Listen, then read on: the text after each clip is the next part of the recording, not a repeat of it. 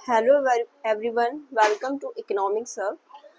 आज हम इसमें पढ़ेंगे जो हमारा एमए इकोनॉमिक्स फर्स्ट सेमेस्टर का हमारा जो सब्जेक्ट है एम सी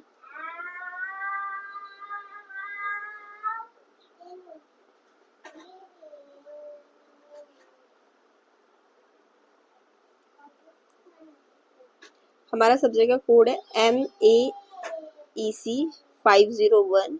ठीक है, इस सब्जेक्ट को हम पढ़ेंगे। इसमें जो मैंने यूनिट ली है वो आपके साथ यूनिट 3 है, जिसमें हमें 4 चैप्टर है हमारे यूनिट 3 में। ठीक है, एक है हमारा कार्डिनल यूटिलिटी एनालिसिस,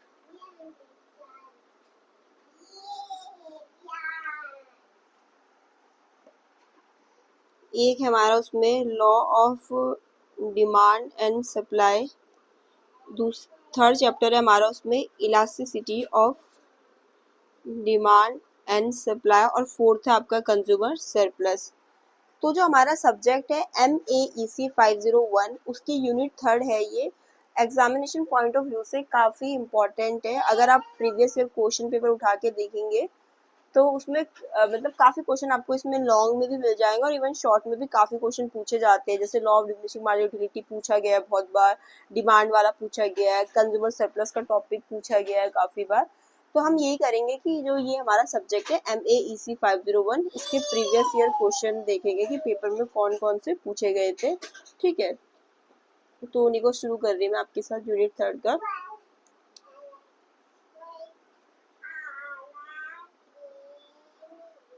तो एक हमें क्वेश्चन पूछा गया था 19 मार्क्स में। इसमें मैं जो पेपर लूंगी प्रीवियस ईयर 2022 के दोनों लूंगी, जून दिसंबर वाले, 2023 का भी जून दिसंबर वाला और 2024 का भी जून दिसंबर वाला लूंगी मैं। ठीक है, वैसे तो मैंने इसके सारी जो ये चारों यूनिट है आपके साथ डिटेल में पूरा चैप्टर आपको पढ़ा रखा है। अगर आप वीडियो देखेंगे प्रीवियस ईयर के वीडियो है इसकी पूरी चैनल पे, आप देख सकते हैं।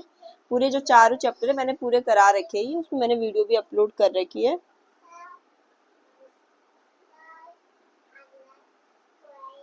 तो 19 मार्क्स में क्वेश्चन यही था कि why the demand curve slope downward.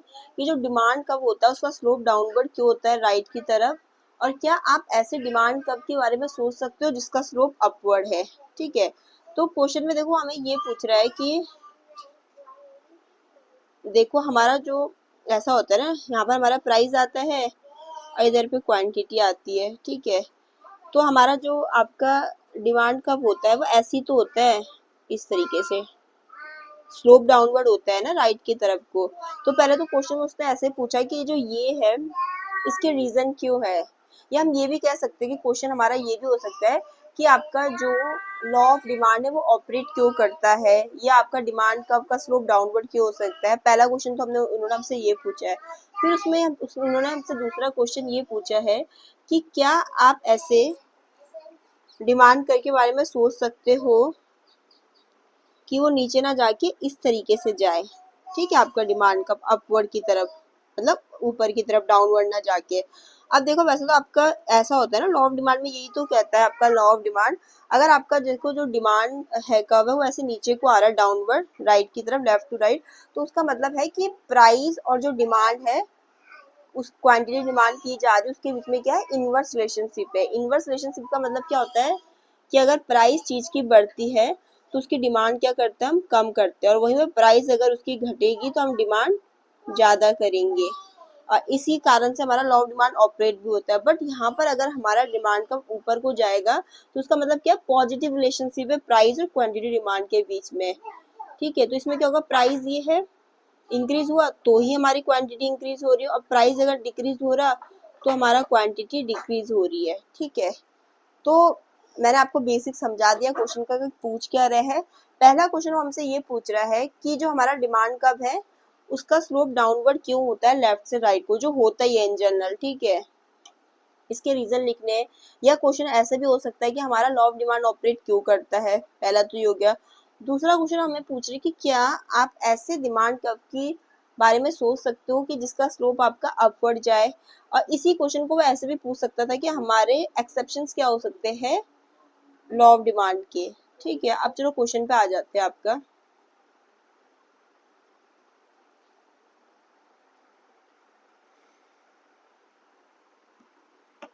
तो पहला जो पॉइंट है हमारा कि why the demand curve slope downward to the right, या क्वेश्चन ये भी हो सकता है कि लॉ ऑफ डिमांड ऑपरेट क्यों करता है। पहला आपका रीजन है law of diminishing marginal utility. Law of diminishing marginal utility यही कहता है कि कोई भी कंज्यूमर जैसे किसी भी कमोडिटी को ज़्यादा और एडिशनल यूनिट कंज्यूम करता जाएगा तो एडिशनल यूनिट से मिलने वाला सेटिस्फेक्शन उसके लिए घटता जाएगा। उदाहरण के लिए आप क्या बोलते हैं, आपको आइसक्रीम पसंद है, आपने पहली आइसक्रीम खाई, उसने आपको बहुत सेटिस्फेक्शन दिया, आपने उसके लिए 50 रुपये पे किए। फिर आपने दूसरी आइसक्रीम खाई, उसने पहले के कंपैरिजन में आपको थोड़ा कम सेटिस्फेक्शन दिया। अब आप जब तीसरी खाओगे तो आपके लिए क्या होता है, ये सेटिस्फेक्शन गिरता जाएगा। तो आप क्या बोलते हैं, आप क्या चाहोगे कि मैं ज़्यादा तभी खरीदूंगा जब उसका प्राइस गिरेगा। ठीक है, तो यही कहता है आपका लॉ ऑफ डिमांड कि जैसे जैसे कंज्यूमर किसी भी कमोडिटी की, सेम कमोडिटी की एडिशनल यूनिट को कंज्यूम करता है तो उससे मिलने वाला सेटिस्फेक्शन गिरता रहता है। इसीलिए आप कंज्यूमर तब उसको चीज को खरीदेगा जब उसका प्राइस गिरेगा। ये रहा पहला। दूसरा पॉइंट है आपका सब्स्टिट्यूशन इफेक्ट। सब्स्टिट्यूशन इफेक्ट ये कहता है कि जैसे हमारे सब्स्टिट्यूट गुड होते हैं ना, जैसे क्या होता है हमारे सब्स्टिट्यूट भी, हमारे चाय हो गया, कॉफी हो गया, कोल्ड ड्रिंक में ये आपका कोक हो गया, स्प्राइट हो गया, सब्स्टिट्यूट गुड्स है ना, इनको हम सब्स्टिट्यूट की तरह यूज करते हैं ना वो। तो कहता है कि जैसे when the price of one goods fall, तो अगर किसी कमोडिटी का प्राइस गिर जाता है तो अब तो सब्स्टिट्यूट के कंपैरिजन में चीपर हो जाता है, तो लोग सही तो बात है उसको खरीदेंगे। तो सब्स्टिट्यूशन इफेक्ट में यही होता है, जैसे अगर आपका प्राइस एक गुड का फॉल हो गया, ठीक है, तो वो अपने सब्स्टिट्यूट मतलब चीपर हो जाते हैं ना, तो सब्स्टिट्यूट के कंपैरिजन में तो लोग उसकी डिमांड करेंगे, तो सब्स्टिट्यूशन इफेक्ट के कारण भी। जैसे उदाहरण के लिए टी और कॉफी है, अगर टी और कॉफी, अगर टी जो है वो कॉफी से सस्ती मिल रही, सॉरी टी और कॉफी समझ लो कॉफी का प्राइस कम हो गया, तो लोग क्या करेंगे, ऐसे भी करेंगे कि भाई आपकी टी की डिमांड कम हो सकती है और कॉफी की बढ़ सकती है। ठीक है, तो सब्स्टिट्यूशन इफेक्ट के कारण भी आपका ये होता है। थर्ड है आपका इनकम इफेक्ट। अब क्या होता है कि जैसे किसी चीज का प्राइस गिरता है तो लोगों की रियल इनकम बढ़ जाती है। रियल इनकम बोले तो उनकी परचेसिंग पावर है, ठीक है, तो इससे डिमांड बढ़ जाती है। ठीक है, उदाहरण के लिए अब कोई चीज 50 रुपए की आती थी, उसका प्राइस गिर के अब 30 रुपए हो गया है या 40 रुपए हो गया है, तो लोगों की रियल इनकम बढ़ जाएगी, उनकी परचेसिंग पावर बढ़ जाएगी। अब पहले समझ लो आप उसकी कम क्वांटिटी खरीदते तब ज्यादा खरीद लोगे, तो इनकम इफेक्ट में हमें वही लिखना है। ठीक है, कि जब किसी चीज की प्राइस गिर जाती है तो लोगों की रियल इनकम इंक्रीज हो जाती है, तो उसकी डिमांड भी बढ़ जाती है, अब आप और खरीद सकोगे। ठीक है, या उसी गुड्स का और खरीद लोगे, या ऐसा कर सकते हो आप कि और चीजों पे खर्च कर दोगे। तो ये आपका income effect. New consumer enter in the market.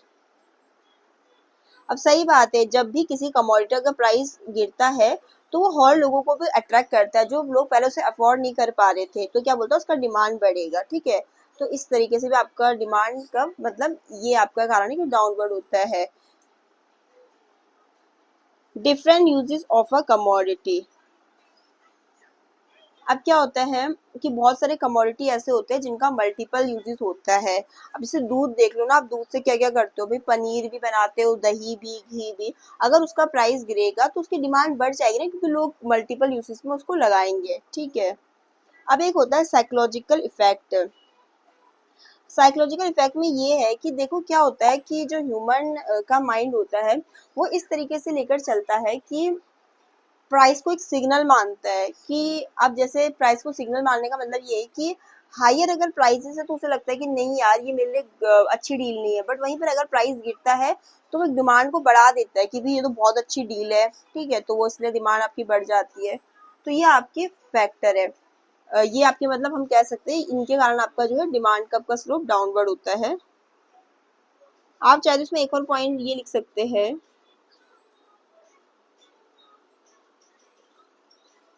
6 point में आपको लिखा जो कि आप 7वां पॉइंट ये लिख सकते हैं कि प्राइस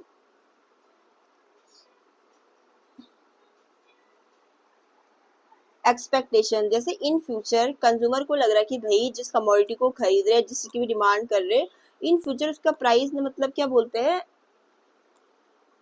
जैसे समझ लो कोई कमोडिटी खरीदते हैं तो उसे लगता है कि भाई इन फ्यूचर उसका प्राइस क्या होता है, घट सकता है, तो वो अभी क्या कर देंगे, उसकी डिमांड कम कर देंगे। तो इस वजह से भी आपका हो सकता है, मतलब इसमें हमें इस तरीके से लिखना है कि मतलब ताकि हमारा जो रीजन है वो इस तरीके से हमें रीजन में ये दिखाना है कि प्राइस और डिमांड में इनवर्स रिलेशनशिप होता है। तो जब भी आप पॉइंट लिखो तो उस तरीके से लिखो कि अगर आप प्राइस इंक्रीज कर रहे हो तो आपको डिमांड को घटाना पड़ेगा। जिस भी पॉइंट की आप एक्सप्लेनेशन कर रहे हो उसमें ऐसे लिखना, ठीक है। अब जैसे मैंने प्राइस एक्सपेक्टेशन में ऐसे करके बताया आपको कि इन फ्यूचर कंज्यूमर को लग रहा है कि जिस चीज को मैं खरीद रहा हूँ उसकी प्राइस और मतलब अभी तो महंगा है बट फ्यूचर में उसकी प्राइस कम हो सकती है, तो वो क्या करेगा, अभी जैसे उसकी प्राइस इंक्रीज होगी तो डिमांड कम कर देगा, ये सोचिए कि भाई मैं फ्यूचर में इसे खरीदूंगा, फ्यूचर में इसके प्राइस होंगे कम होंगे, इस तरीके से।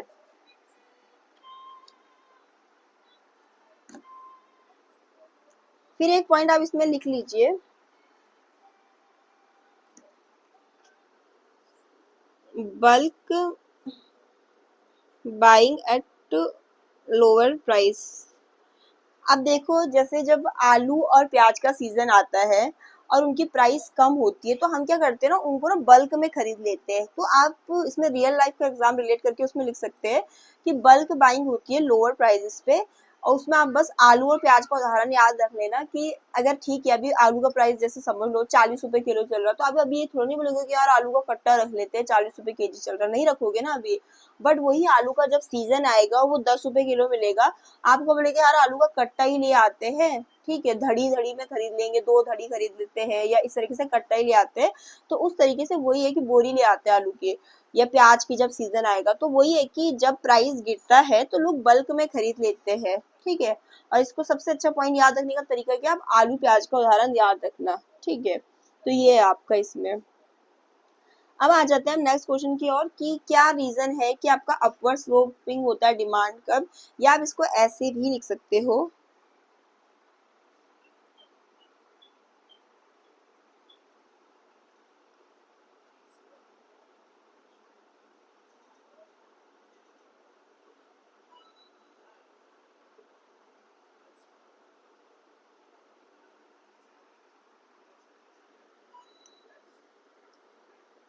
एक्सेप्शंस ना, एक्सेप्शन मतलब होता है कि जहां पर मतलब हम नहीं बोलते भाई ये एक्सेप्शन केस है कि मतलब यहाँ पर नहीं अप्लाई हो रही है चीज जो हमारा लॉ ऑफ डिमांड है, ठीक है। एक्सेप्शन भी कह सकते हैं इसको आप, लॉ ऑफ डिमांड। एक्सेप्शन का मतलब कि जो हमारा लॉ ऑफ डिमांड है यहाँ अप्लाई नहीं हो रहा, क्योंकि हमारा लॉ ऑफ डिमांड क्या कहता है कि प्राइस और क्वांटिटी डिमांड के बीच में क्या है, इनवर्स रिलेशनशिप है। तो यहाँ पर क्या होगा, जस्ट उसका अपोजिट होगा कि जो हमारी प्राइस और क्वांटिटी डिमांड है उनके बीच में क्या हो रहा है, पॉजिटिव रिलेशनशिप है। मतलब यहाँ पर ऐसा वाला कह रहा है कि हमारा डिमांड का वैसे अपवर्ड हो सकता है। अब हमें उसको रीजन बता रहे हैं, तो पहले देखो आपका है गिवन गुड्स। गिवन गुड्स आपका याद रखना कि ये इंफीरियर क्वालिटी के गुड्स होते हैं, इंफीरियर गुड्स है ये, ठीक है। जैसे ये हो गया, इसमें आपका वो आ जाता है जैसे स्टेपल फूड आइटम हो गया, जैसे मोटा अनाज आ जाता है इसमें गिवन गुड्स में, जैसे आपका क्या आ जाता है, बाजरा, ज्वार, ठीक है, ब्रेड, ठीक है। तो इसको आपका जो सर गिफन थे ना, उनका नाम मुझे भी याद नहीं आ रहा, बट उन्होंने दिया था ये गिफन गुड्स का आपका जो है कॉन्सेप्ट। तो गिफन गुड्स में क्या होता है कि अगर प्राइस इंक्रीज होगी ना तो उसकी डिमांड, क्वांटिटी डिमांड जो है वो भी इंक्रीज होगी। वो इसलिए इंक्रीज होगी क्योंकि भाई जो उसके कॉस्टलियर सब्सटीट्यूट है, अच्छी सब्जियां हो गई, चिकन हो गया, मीट हो गया, और हॉबी कॉस्टलियर सब्सटीट्यूट दालें होगी, वो उनको अफोर्ड नहीं कर सकते, ठीक है। जो गरीब लोग हैं अगर वो मतलब ठीक है जैसे बाजरा ज्वार ब्रेड देते हैं, तो अगर प्राइस इंक्रीज होगी तो वो इसका डिमांड और इंक्रीज कर देंगे, क्योंकि वो जो इसके सब्सटीट्यूट में और चीजें हैं जैसे आपके दालें हो गई आपकी, या आपका वेजिटेबल्स वगैरह हो गया, उनको अफोर्ड नहीं कर सकते। तो गिवन गुड्स के केस में आपका इनवर्स रिलेशनशिप होता है प्राइस और क्वांटिटी डिमांड, सॉरी इनवर्स नहीं, पॉजिटिव रिलेशन होता है आपका प्राइस और क्वांटिटी डिमांडेड के बीच में, ठीक है। सेकंड आपका होता है वेबलिन गुड्स। वेबलिन गुड्स इसको आपका प्रेस्टिजियस गुड्स भी बोला जाता है, या बोलते हैं कि हाई स्टेटस का गुड्स। तो इनके प्राइस और इनकी क्वांटिटी डिमांडेड में भी आप क्या देखोगे कि पॉजिटिव रिलेशनशिप होता है। आपके गिवन गुड्स में क्या आ गया, जैसे आपके डायमंड आ गए, ठीक है, आपके जैसे डिजाइनर क्लोथ्स हो गए ना वो, अब देखा नहीं जो डिजाइन किए जाते हैं क्लोथ्स आपके मनीष मल्होत्रा के द्वारा, आपके सब्यसाची के द्वारा, है तो वो भी कपड़े ही, उसमें कुछ अलग लग गया होगा, बट वो क्या है डिजाइनर क्लोथ्स, उनको सेलिब्रिटी वगैरह पहनते हैं, वो उनके लिए लाखों लाखों रुपए देने के लिए तैयार है, क्योंकि वो क्या दिखा रहा है उनको कि भाई स्टेटस का वो है, हमारा स्टेटस का सिंबल है। तो यही होता है कि जो आपकी सॉरी वेवलन गुड्स बोल रही मैं, कि जो हमारे वेवलन गुड्स होते हैं लाइक आपका डायमंड हो गया, डिजाइनर क्लोथ्स हो गया, ये महंगी कारें हो गई, या ब्रांडेड वॉच हो गई, ठीक है। तो इनके केस में क्या होता है कि अगर प्राइस इंक्रीज होगा तो डिमांड भी इंक्रीज होगी, प्राइस घटेगा तो इनकी डिमांड डिक्रीज होगी, क्योंकि अगर ये सस्ते मिलने लग गए तो तब इनको हर कोई नहीं ले लेगा, तब ये स्टेटस का सिंबल कैसे होगा। तो इस तरीके से। अब थर्ड पॉइंट ये है expectation of future price rise, ठीक है। जैसे मैंने आपको उसमें जस्ट अपोजिट बताया था ना ऊपर वाले पॉइंट में, अब इसमें ये है कि अगर लोगों को लग रहा है कि यार अभी प्राइस ना फ्यूचर में और बढ़ सकता है, तो ऐसा कर लेते हैं हम ना अभी ज्यादा ले लेते हैं। जैसे किसके केस में ऐसा देखने को मिलता है, जैसे गोल्ड के केस में ऐसा देखने को मिलता है, या जैसे आपका रियल इस्टेट का, जैसे कोई अपने लिए जमीन वगैरह खरीद रहा है उसके लिए, ठीक है, रियल इस्टेट के केस में, कि भाई ऐसा होता है कि लोगों को लगता है कि भाई यार अभी गोल्ड ना भाई इतने पे चल रहा है, लाखों में चल रहा है, फ्यूचर में भी और बढ़ सकता है, तो अगर उसका प्राइस हाई भी होगा ना तो डिमांड अभी ज्यादा कर लेंगे।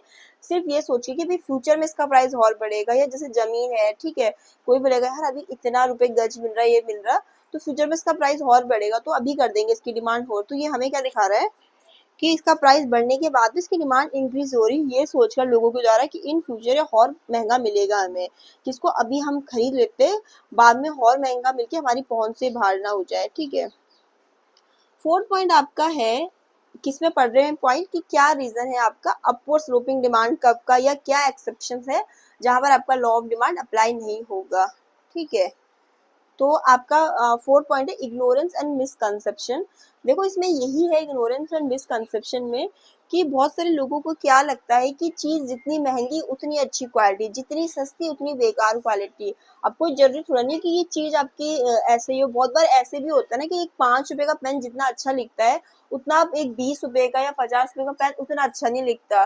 बट हम अगर मिसकंसेप्शन और इग्नोरेंस में रहेंगे कि नहीं यार इसका प्राइस अगर हाई होगा ना तो उसकी क्वालिटी भी अच्छी होगी, मतलब ऐसा नहीं कि ऐसा होता नहीं है, होते भी है ऐसे, बट बहुत सारे केस में आप होते हैं ना कि कभी आप 1000 रुपए की चीज भी खरीदते हो तो उसकी क्वालिटी बहुत अच्छी रहती है, और कभी आप कोई 5000 की चीज भी लाई कपड़ों में ही तो आप बोलते हैं यार इसकी क्वालिटी तो इतनी अच्छी नहीं, तो मैंने 1000 का खरीदा तो ये तो कितना बढ़िया क्वालिटी है इसकी। तो मिसकंसेप्शन के बारे में भी हो सकता है। अगर लोगों को मिसकंसेप्शन है या इग्नोरेंस इफेक्ट है तो वो क्या करेंगे, हाई प्राइस पे हाई डिमांड करेंगे। फिफ्थ आ जाएगा आपका स्पेक्युलेटिव डिमांड। स्पेक्युलेटिव डिमांड आपका जो हमने थर्ड पॉइंट पढ़ा ना उसी की तरह, पर थोड़ा सा चेंज ये है कि जैसे स्पेक्युलेटिव, तो देखो जो हम ये स्पेक्युलेटिव वर्ड का यूज है हम स्पेशली इसको पता है कहाँ करते हैं, इसको हम जैसे उसमें करते हैं स्पेक्युलेटिव वर्ड का यूज हम जैसे हम बिजनेस में करते हैं, या मतलब जैसे इन्वेस्टमेंट के उसमें करते हैं, ठीक है, ठीक है। इसमें तो इसका मतलब क्या होता है कि आपको एक्यूरेट तो नहीं पता, बट आप एक क्या लगाते हो, आप अनुमान लगाते हो कि भाई इस तरीके से हो सकता है, ठीक है। स्पेक्युलेटिव डिमांड में आप एक अनुमान लगाते हो।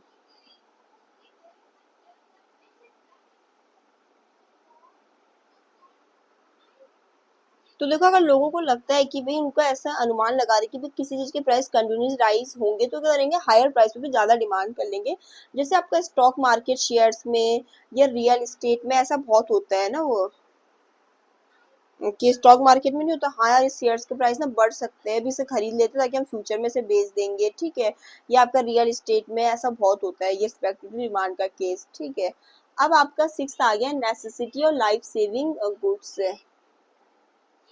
अब देखो कुछ चीज ऐसा होता है जो आपकी नेसेसिटी, ये यहाँ पर आप ऐसा भी लिख लो एक टर्म और, एडिक्शन वाला।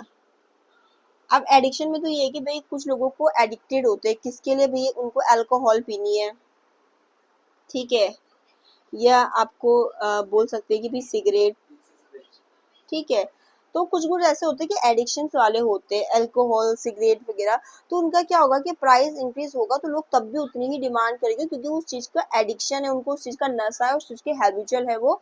तो इस तरीके से, और उसी तरीके से कुछ आपके नेसेसिटी गुड्स होते हैं भाई, कुछ आपके क्या होते हैं लाइफ सेविंग मेडिसिन होती है, ठीक है। लाइफ सेविंग मतलब लाइफ सेविंग आपके मेडिसिन हो गए या कुछ बहुत एसेंशियल आइटम्स हो गए, तो उनकी क्या बोलते हैं डिमांड पे ना ज्यादा हाई रहेगी, मतलब इस तरीके से कि भाई जो प्राइस रहेगा प्राइस का उसमें ना इतना रोल नहीं रहेगा, अगर प्राइस इंक्रीज होगी तो लोगों को चीज चाहिए तो लोग तब भी खरीदेंगे बिना हायर प्राइस के बारे में सोचे, ठीक है। तो इसमें यही है कि जो नेसेसिटी और एडिक्शन गुड्स के केस में भी आपका लॉ ऑफ डिमांड अप्लाई नहीं होता। लाइफ सेविंग गुड्स और एसेंशियल गुड्स का अगर प्राइस इंक्रीज होता भी हो तो उसकी डिमांड इंक्रीज होगी अगर लोगों को उसकी नीड है।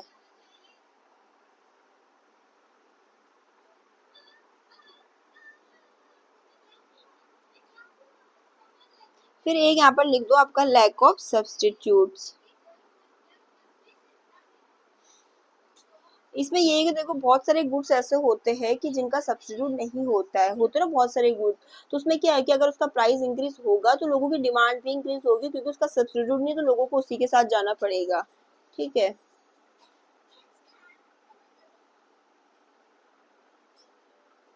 फिर आपका शॉर्टेज का फियर। ठीक है। देखो बहुत बार ऐसा होता है कि जैसे आपका कोविड का टाइम ही आया था, तो उस समय क्या हो रहा था कि ना लोगों को फियर था कि भी ये जैसे राशन है या दवाइयाँ है या सैनिटाइजर है या मास्क है, ठीक है, अनाज है, ठीक है, आटा है, चावल है, दालें हैं, इनकी शॉर्टेज ना हो जाए। ठीक है, होता है ना ऐसा बहुत समय, मतलब जब कोविड के टाइम पे, तो शॉर्टेज के डर से भी लोग क्या कर रहे थे कि बढ़े हुए प्राइस पे भी लोगों की प्राइस बढ़ रहा था, लोगों की डिमांड और बढ़ रही थी। तो इस तरीके से बहुत सारे केसेस में होता है ना कि शॉर्टेज किसके केस में कि भाई आपका पेट्रोल का ना हो जाए, या कभी अनियन के केस में भी होता है कि भाई प्याज की शॉर्टेज ना हो जाए, बहुत बार ऐसा होता है। तो वो ये अगर लोगों को लगेगा कि शॉर्टेज हो जाएगी इस चीज की इमरजेंसी के टाइम पे, ठीक है, तो जैसे लॉकडाउन का उदाहरण आप इसमें याद रख सकते हो, तो लोग क्या करेंगे, प्राइस अगर हाई भी होगा तो डिमांड उनकी और बढ़ेगी।